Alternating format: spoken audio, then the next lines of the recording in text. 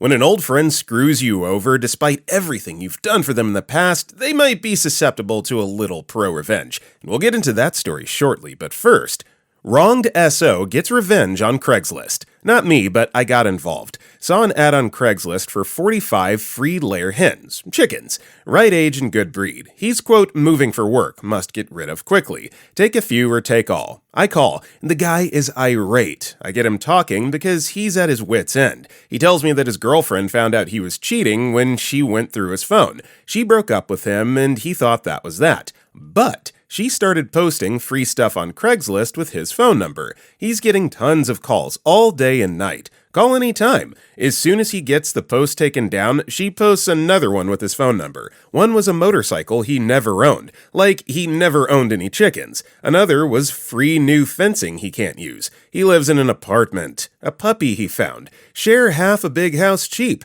I'm out of town most of the time for work. Whenever he could get a post taken down, she would post in a different category. He can't change his phone number because it's a work phone. I'd say that this is adequate punishment for infidelity. I mean, without the full context of the story, this is pretty funny, gotta admit. Top Putt 1541 replied, "I'm sad on your behalf that you aren't getting a great deal on 45 chickens."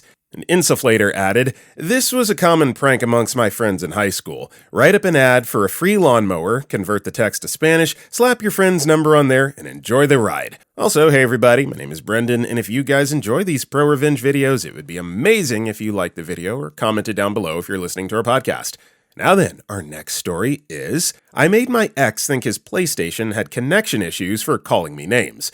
When I was 20, I was in a not good relationship. He liked calling me insulting names when drinking. Well, I'm not going to be called a jerk without being one, so on rare occasions, I'd be feeling a bit petty. He'd be playing video games. I'd open the internet app on my phone and click on his PlayStation, then disconnect it from the internet. He would start trying to troubleshoot the issue. He would check the internet router, which would be fine. His phone was still connected, so he would then reset the PlayStation. While it was powering back up, I'd turn the internet access on again so it would boot up and show everything is back to normal. Then, just as he would get the game loaded and back up and ready for a match, bam! Disconnected.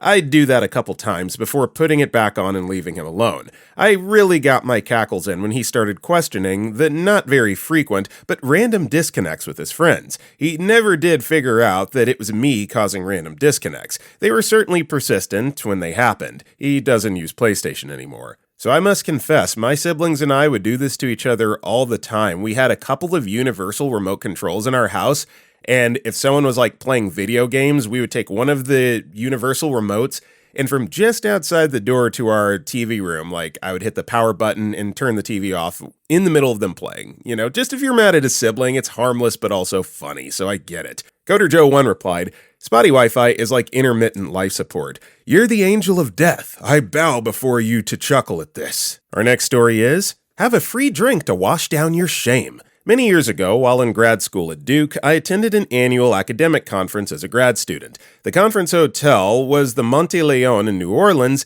which has a revolving bar in the lobby. I was sitting at the bar one evening and overheard some grad students and professors from NC State, in-state sports rivals, but lots of academic cooperation, complaining about the Duke attendees. Something like, Duke people think they're so special, nothing specific, nor very horrific. I decided to have a little fun. I filled in the bartender about my plan and asked her to send the table a round of drinks from a friend at Duke. She timed it perfectly, serving them just as I was coming around on the rotating bar. We didn't order these. "Oh, these are from a friend at Duke." "Oh my God, someone heard us talking." At which point, one of the professors tore around the lobby looking for who might have done this. Now, I'm nobody, a lowly grad student. None of them know me. I had a good chuckle as I finished my drink and strolled out, leaving them to their embarrassment. Ultimately, a funny and harmless joke. For those of you that do not live in the United States, yes, these college rivalries are quite real, so this is valid. Just lookin'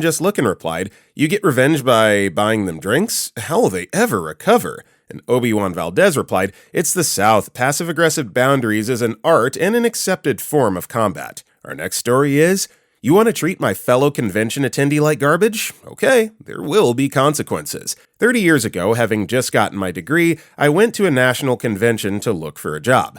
I didn't get a job, but I did get to meet an amazing author, Gene Wolfe, and get an autographed book for free. Fair trade.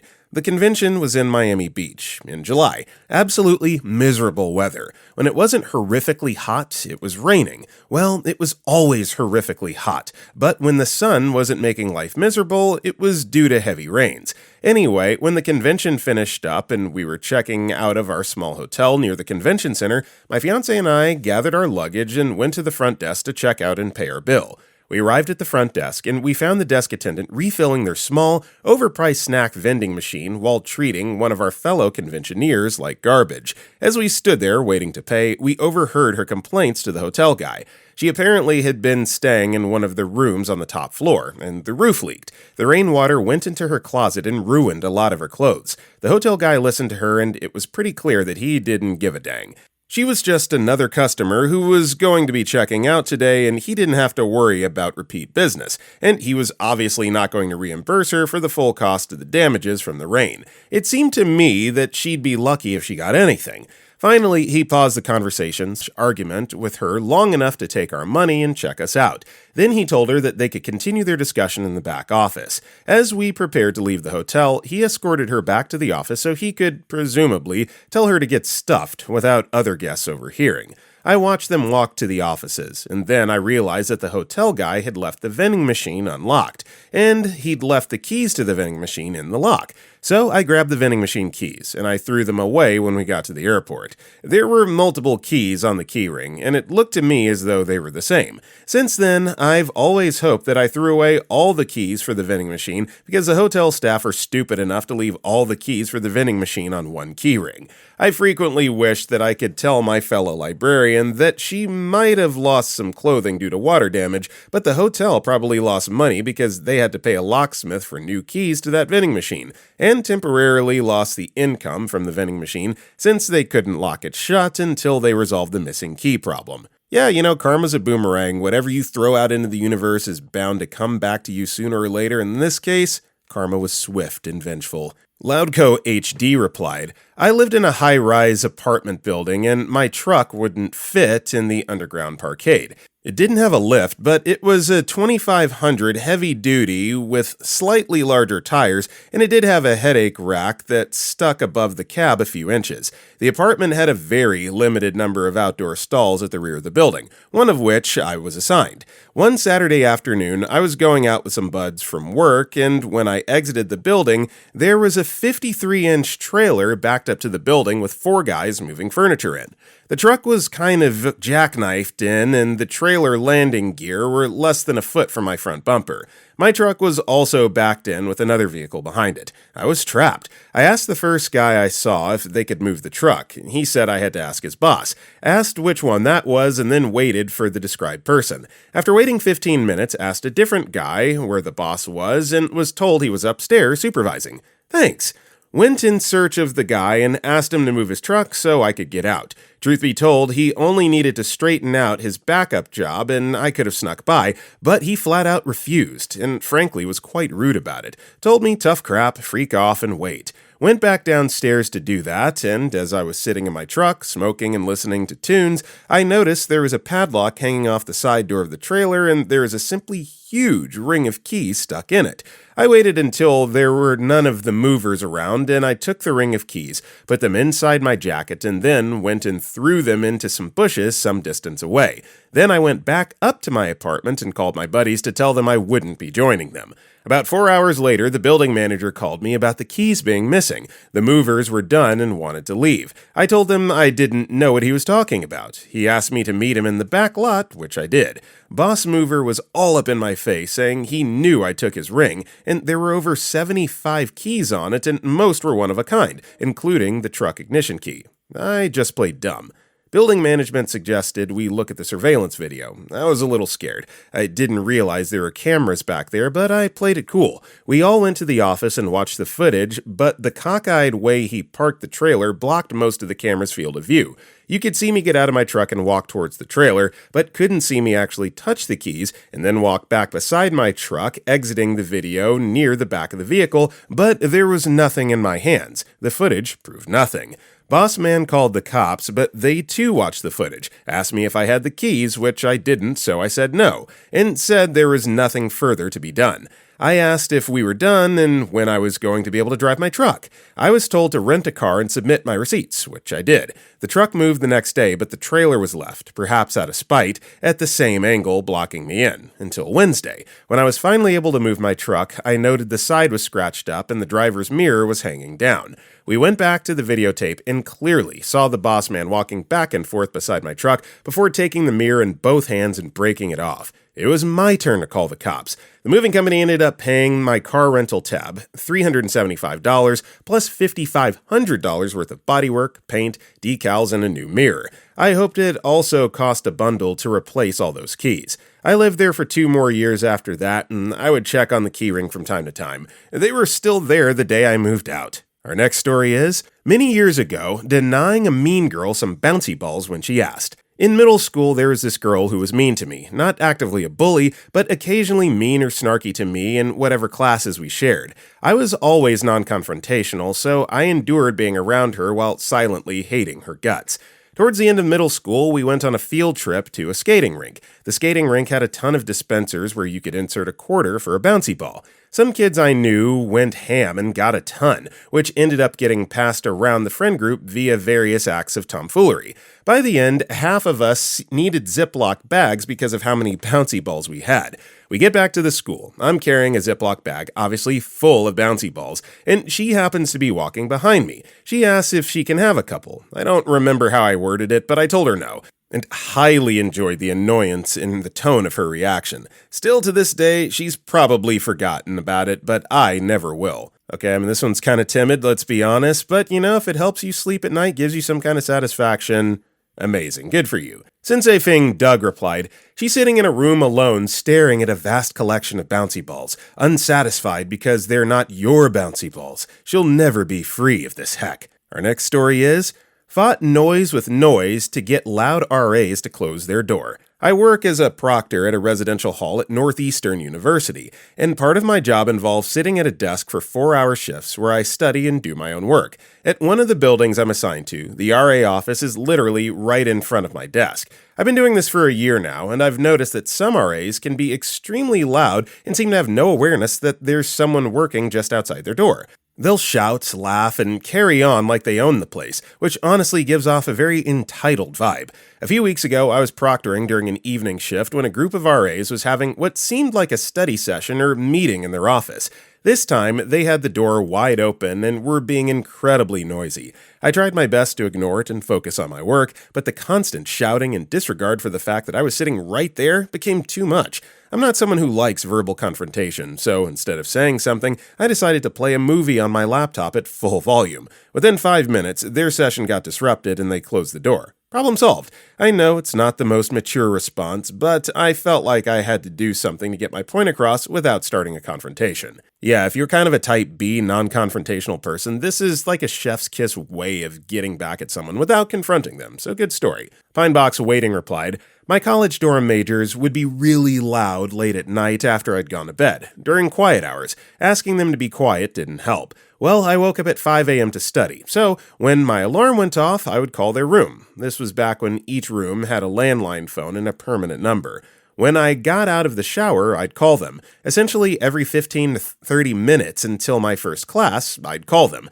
I don't even remember if it helped at all, but I do remember it was very satisfying to interrupt their sleep. Our next story is Evil Grandmother. This is a story from over 30 years ago, when my siblings and I were in middle and high school. We lived in a northern state, and my father had taken a job in a southern state. My father moved down several months ahead of us so we could finish up the school year. One weekend, my mother decided to fly down to help my dad find a house for us, but she did not want to leave us alone, so she decided to call in her mother to come stay with us. Now, some needed history on my grandmother, referred to as Granny from here on out. Grammy was the perfect narcissist, and to put it mildly, evil. She had her favorite grandchildren and her disliked grandchildren. I was disliked, and she would go out of her way to pick on the grandchildren she did not like. She had also verbally, psychologically, and physically abused my mother and her siblings while they were growing up, to the point that my mother refused to let us stay at her place alone when we were younger. So, for some reason, my mother decided that Grammy would just be great to watch us for a long weekend, though I think it was because she knew we were older and able to stand up for ourselves. My mother had also raised my siblings and I without abuse and pushed us to be close to each other and stand up for each other. So that long weekend, we did just that. We lied to Grammy and told her my brother was allowed to swing on the half door. We also told her it was fine for us to watch an R movie when it was not. Remember, this was before cell phones, so she could not easily check with our parents on this. Also, every time she picked on me, my siblings would stand up for me and put her in her place. Basically, we did everything we could to make her stay with us as miserable as possible without breaking any laws or damaging anything. We had been afraid that the weekend would be horrid, but we actually ended up having a great weekend. Not so much for Grammy. In fact, when my mother returned, Grammy met her in the driveway, barely said a word to her, and sped off as quickly as possible. When my mother came inside and asked us what we had done to her mother, we all acted innocent and angelic. In the end, my mother had to just laugh and admit she was okay with us getting our own sort of revenge on her mother, and we did not get in trouble. Typically grandmas are awesome. Not in this case. Sounds like she had it coming. Thank you for sharing. Dinko from the North replied, "What was the next time you saw her like? Thanks for sharing, by the way." And OP replied to this, "We only saw her a few more times between the move and her death, and each time had enough of its own trauma. We went up for my dad's mom, who was dying of lung cancer, and she kept going on and on about how we should have another doctor give their opinion because she refused to believe that cigarettes kill. Ironically, she died of COPD, though she insisted she just had asthma. We did not go see her when she was dying, and none of us kids went to her funeral. The other time we saw her, she came down to see us for Thanksgiving. I reminded my parents that I was allergic to cigarettes and asked them to have her not smoke in the house. That did not go over well, and she smoked inside anyway. I was so sick by Thanksgiving Day that I couldn't eat anything. So yeah, it wasn't really brought up with her again, or if it was, she just denied it happened." Our next story is, Mom ignored me asking her not to announce my birthday at restaurants. My brother and I are both the kind of people that don't like to be the center of attention. For our birthdays, we would go out for dinner, and our mom would tell the servers that it was our birthday, so they would come over and do whatever the restaurant's birthday song is. We hated this, and we would constantly ask her not to do it. She would smile and laugh and say okay, then do it anyway, and make some excuse about how she wanted to celebrate our birthdays. My brother and I got sick of this, so we started telling the servers it was our mom's birthday on random meals. The servers would come out singing happy birthday, and Mom would look around to see whose birthday it was, only to have them come to her. My brother and I kept this up for months. The final straw for her was when we were out for my dad's dinner, and the servers came to her singing happy birthday. My dad thought it was funny, and my mom finally agreed to stop. Edit to add that this happened when I was a teen in the 90s. It's been over 20 years since anyone in my family has done this to anyone. Yeah, good old-fashioned harmless fun, and I mean, look, at the end of the day, someone's getting a free dessert out of it, so who really is the loser here? CP Dena replied, "My mom would do this. I hated it. She also insisted she was 29 well into my 40s. I finally got her to stop the birthday shenanigans when I told her, if you tell them it's my birthday, I'll tell them how old I am and that you're my mom." Our next story is Raccoon troubles. Okay, I'm gonna keep this story a bit short. I had trouble with this very specific group of raccoons. They're very persistent. I've tried changing containers, adding weight, and even blocking off the area entirely until I need it. But they just won't stay out of the trash. I even caught one, but it somehow made its way back to my house from the woods, from out of town in some woods. I had a birthday recently where I was given a bunch of hot sauces, and one of them was a bit more intense than the others. It was about 1 to 3 million Scovilles, and I can barely handle a drop of it. So I put some dog food out and covered the food with this hot sauce. So hopefully they'll start to leave it alone after getting a taste of about 750 plus jalapenos worth of hot sauce. This is cruelly satisfying to put the bomb beyond insanity on your food. Those of you that watch Hot Ones know what I'm talking about. If you don't, look up Da Bomb Beyond Insanity. This is a great way to get back at someone, or in this case, raccoons. Spirited Bill 8947 replied, "My pet raccoon used to eat hot wings with me. I like spicy wings. After losing most of the first batch to her begging, I would get extra wings after that. Try ammonia. The smell messes with their sense of smell. They hate ammonia." Wrong Frackin' 88 Way replied, "In my state, you can't trap and release raccoons because they have to be released more than 100 miles away, otherwise they'll find their way back to their home turf. Raccoons have thumbs and are incredibly strong." Our next story is, "Roommate burned my food, so I matched his energy. Years ago, I decided to go back to school for a career pivot. I had to keep expenses low, so I moved into a sort of shared student apartment in the basement of an old apartment building. We each had our own locked rooms along a hallway, but had a shared kitchen and bathrooms. No one really socialized beyond reminders to e-transfer for the shared internet. One night, I got home from classes and work around 10 p.m. and decided to make myself a frozen pizza. Cash was tight, so it was a bit of a luxury food item for me. I popped it in the oven at like 375, set an alarm, and went back to my room to wait the 25-ish minutes recommended by the packaging. About halfway through the cook time, I heard the oven door open, as it was old and always made a loud noise. A few seconds after, I heard one of the other students closing their bedroom door. I went to check the oven and saw that someone had put a big tray of chicken breasts in the oven too. I thought nothing of it and went back to my room until the timer was done. When I went out there to pull my pizza, it was mostly burnt. The freaker had put his stuff in the oven and cranked it up to 425 without telling me.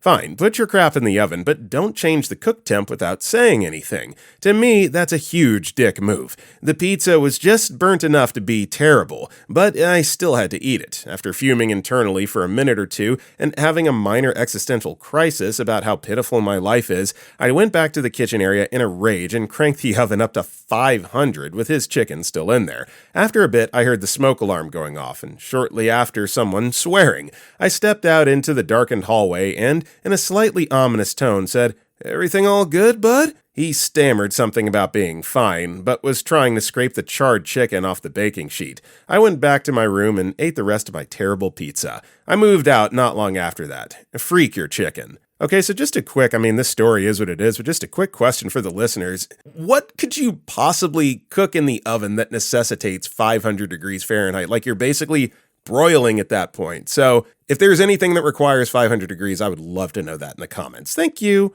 Eatsin13 What replied, "This reminds me of a place I worked at where giant cinnamon rolls were one of our things. We had to kick an intoxicated woman out, and on her way out, she looked at the hostess and said, 'Freak your cake, jerk.' The hostess, 17 years old, totally deadpan looked at her and said, quote, 'It's a cinnamon roll.' Freak your cake, jerk has been a thing we say since that happened. Now I'm adding this."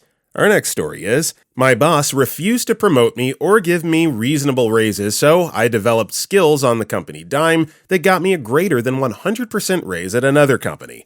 Early in my career, I worked as an engineer for a defense contractor for about 4 years, getting my typical 2 to 4% raises and standard promotions that take years and years to qualify for. I realized that in my current role, I was pretty much maxed out for the foreseeable future and would be scraping by for years more. So I tried to get on the management track and got given a project engineer position to prove myself. I managed a team of 4 engineers, a designer, and 2 admins, and we designed and manufactured a system that made $1.6 million in sales in our first year of work. We got the company a patent, and were nominated by the USAF to become finalists as DoD Contractor Technical Team of the Year. I don't recall the exact wording, and we were flown to DC for a big award ceremony. I spent 100 days away from my family that year, traveling to test locations, customers, vendors, etc. It was brutal, but we were wildly successful. When my annual performance reviews came in, mine was 10 out of 10. I was thrilled. Then I found out one of my team members, who had a different manager, was promoted early to a senior position and that I did not, and I just got the standard 3% raise again. I was livid.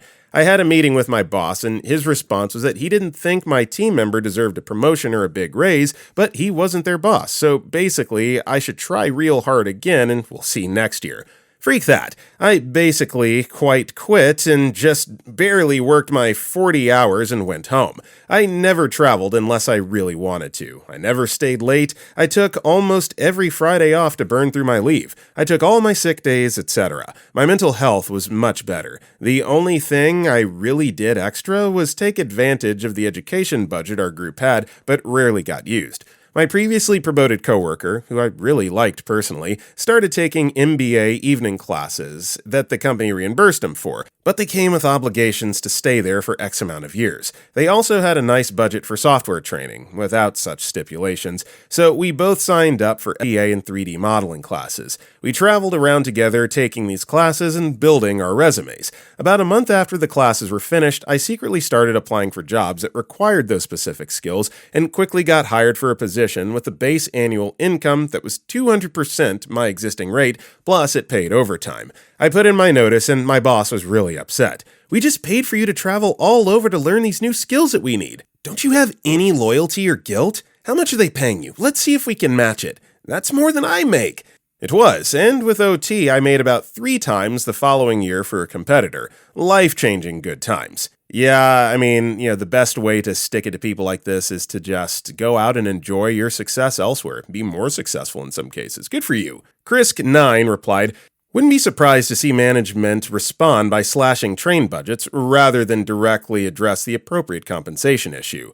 Appropriate News 382 added, "Company wanted to hire me as a direct engineer years ago. I asked for the going rate for aircraft stress analysts. About 1.5 years later, I worked for them as a contractor, same position, and made more than double what I had asked for in 1 year, with much better benefits." Our next story is, take up every seat while waiting 12 minutes for a train? Now you're standing for 45 minutes instead. So I take the subway, underground public train, almost every day. There's often a few seats at the station, since some trains take a while to arrive. One dude is sitting and has bags taking up not 1, not 2, but all of the available seats. He sees me and several others standing and doesn't move any of them. I politely say excuse me, and he either doesn't speak English or ignores me. 12 minutes later, the train arrives and it is busy. There's only several seats available. He grabs his 5 bags and starts walking to an open seat.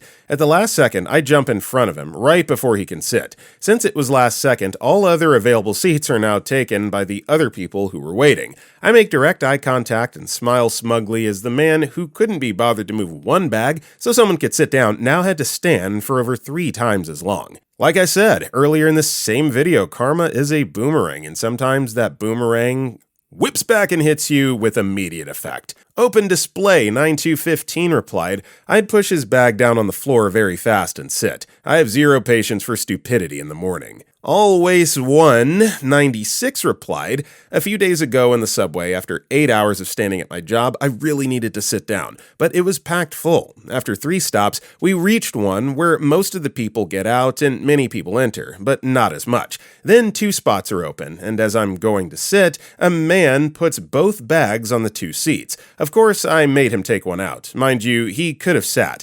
Take one between his feet and one between his legs, but he traveled until the end standing for just one of his bags to be on the seat. I don't know what's wrong with people." Our next story is, "Old friends effed me over after I essentially created their business." So there's some backstory to this post. About 2 years ago, my friend, let's call him Jared, came to me asking about bartending. At that point, I'd been bartending for about 7 years and had opened a few big-name successful bars. He mentioned wanting to buy a local music venue and rebrand it. Fast forward to the business starting. I created the entire POS system, hired all the bartenders, did all the inventory ordering, etc. None of the owners have ever been in the service industry and did not know a single thing about crap. I would never get paid on time, got treated terribly by them, and they never lived up to their end of the deal. They owe me a lot of money and spread some pretty horrible lies about me. Now for the petty revenge. I recently discovered this old app on my phone that controls the entire setup, lighting, etc., to this place. I'm pretty positive I'm still the only one who can remotely control this unless you're at the bar. Of course, they never removed my access and more than likely have no idea how to unless they were to redo all of the setup on the back end. I decided to have some fun with this the other night. I changed all the lights several times while the bar was open. Certainly not during a busy time, but just to test it out. I got the message on the app that said successful. I knew I was golden. I turned them all off several times, waited a bit, and continued to do it. I know they had absolutely no idea what was going on. They turned off all the power to the place twice and reset the breakers. I could tell this because all the devices were offline. I let this go on for about 20 to 30 minutes and decided not to overdo it too much so they wouldn't get suspicious just yet. I did have an absolute blast watching all of the lights turn back on through the app just for me to mess with them over and over again. The best part, they're now set on automatic timers to turn off at 12 every Friday, Saturday, and Sunday. Don't worry, the dance room upstairs will still have light, but the entire bar area will go dark. Yeah, this is one of those, in moderation, it's fine. 20 to 30 minutes, move on with your life. I can get down with that. Anything more, you're just being petty, dude. Taxista replied, why not go there and have a drink while it happens by chance? Maybe they ask you to solve the problem, and you can quote your price, paid in advance. Rather Be Warm added, remote access is great. Back in the day when remotes just came out for TVs, yes, I know, this is a really long time ago, we had a coworker who would always gloat over having the best something. He'd get really obnoxious about it. Another coworker, an electronic test engineer, had his petty revenge when the friend bought his first remote control TV. My friend found a broken remote for the same brand, fixed it, and would walk his dog by the TV dude's house in the evening. Once or twice a week, TV dude's volume and channels randomly changed. My friend never established a pattern, and this went on for years. TV dude went through 5 remotes. Alright everybody, that is all the time we got for today. If you enjoyed the video, don't forget to like and comment down below, and if you want to check out any of our other videos, click the video on the right. I got nothing else for you. I will see you all next time.